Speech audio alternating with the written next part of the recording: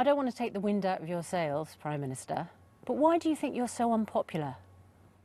I think that for 14 years under the last government, people really suffered. Their wages didn't go up materially, they didn't feel better off, their public services were decimated. We won a victory last July, a landslide victory, on the basis that we would change, renew and take our country forward. I always said that would take time, but I sense and understand the frustration from people who say, get on with it, bring the change around more quickly, because they've lived through 14 years of that failure. Yeah, I never said we could do it in 12 months, and I don't say it now, it's not the right thing to do. But we won a mandate for 5 years to change this country. I know the change we need to bring about. I think the three things that I'll be judged on the next election, above all else, are living standards. Do I feel better off? Yep. Public services, is the health service better? And do I feel safe and secure in my Let's neighbourhood? start with the first and I'll one. be judged against Yeah, those. you asked voters to judge you on whether they're going to feel better off. Yes. Already, many are not feeling better off. The cost of living crisis is biting, and I want to introduce you to a voter. Her name is Rhonda, and she's from Watford. And we've been in touch with her. She's a single mum, child at a secondary school. She's in paid work. For the first time ever, she voted at the last election. She voted for you because you promised change. Since then, her grocery bills have gone up, her rent's gone up, she's in arrears, her council tax has gone up, her energy bills have gone up, she's in arrears on her energy bills. She says she's not going to vote Labour again. She's at a fork in the road. She's considering voting Reform or the Lib Dems or Greens. What do you say to Rhonda? Well, I say to Rhonda that I absolutely understand the pressures that are bearing down on her, and I'm determined to change that. How's that going to make her feel better? Just hear me out. On food bills, for example, we work really hard to get an agreement with the EU that will mean that food bills will go down, because it will be much easier to transport those over borders. Every supermarket welcomed that deal because they knew that bills will go down. Food inflation is way above inflation. That is why, and inflation is almost twice your target rate. That's why we're taking the measures to bring those bills down, which People is like what Rhonda, the agreement she's in with the arrears. EU. She can't wait for these things to happen. She voted for change and she hasn't got it. Energy bills, obviously we have got a scheme in place to bring bills down for millions of families, not everybody, I accept, and we will do other measures to bring those bills down. Energy bills have gone up, Prime Minister. I appreciate that, and our job is to bring them down. But saying that you're going to bring them down when you've had 14 months in government and her bills have all gone up and she can't afford to pay them, unfortunately, people like Rhonda are not going to vote for you again.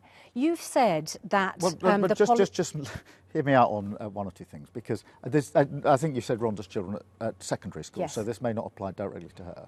But a week ago Monday, we introduced free childcare for children between 9 months and 4 years. That is thousands of pounds saved for parents and carers. I'm talking about a specific free school meals, which will make a big difference. Unfortunately.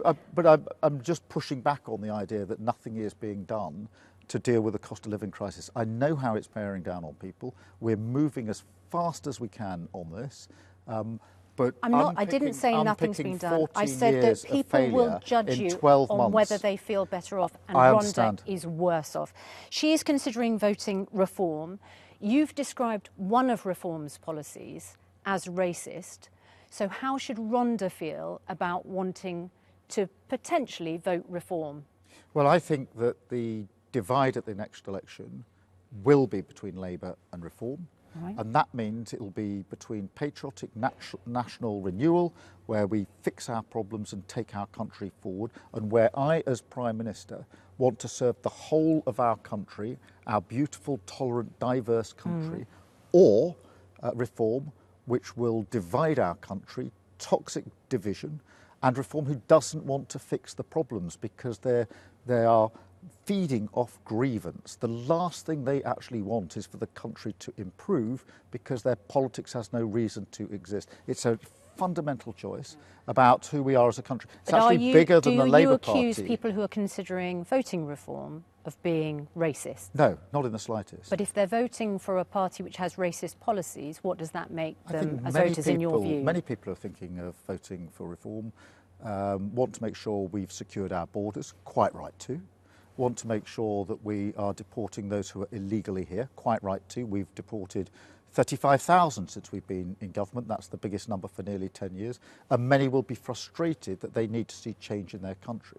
That is fundamentally different to Nigel Farage saying he wants to deport migrants who are lawfully here, who've been here for years, working in our schools, in our hospitals, running businesses, who are our neighbours. That's the racist policy in your view? That will tear our country apart. It goes to the heart of who we are as a country. We are a diverse country. We've had people coming from different countries for many years. They are part of who we are. And what he says about deporting people who are lawfully here, not illegally here, lawfully here, that's the policy you consider racist. A shudder through the spines of many, many people across this country. I want to talk to you about the £22 billion black hole last year. You were going to ask pensioners to help fill that gap with the taking away of the winter fuel allowance. This time last year I asked you to apologise to pensioners who felt that they would be worse off. In fact, you ended up U-turning on that. Now we've got a £30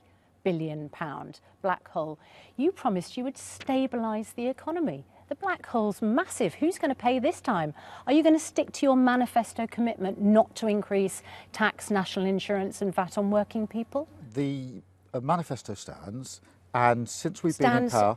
Up until and including the budget? Of course, we stand by the manifesto. So you won't increase national insurance or income tax or VAT on working people? We stand by the manifesto, and let me just gently push back. We've got the highest growth in the G7 in the first 6 months of this year. We've got the highest investment into this country ever in the first 12 months of the Labour government. We've got £150 billion from the US in the state visit deal that we got 2 weeks ago. Who's going to fill the £30 billion and we've created thousands of jobs. Who's going to fill the £30 billion? Interest rates have come down 4 times in a row. Anybody watching this with a mortgage knows how important that is. Yeah, but that's in the gift of the Bank of England. Who's going to fill the £30 billion black hole? The conditions are created by the government. But so we have stabilised the economy. I'm not going to now say what may or may not be in the budget.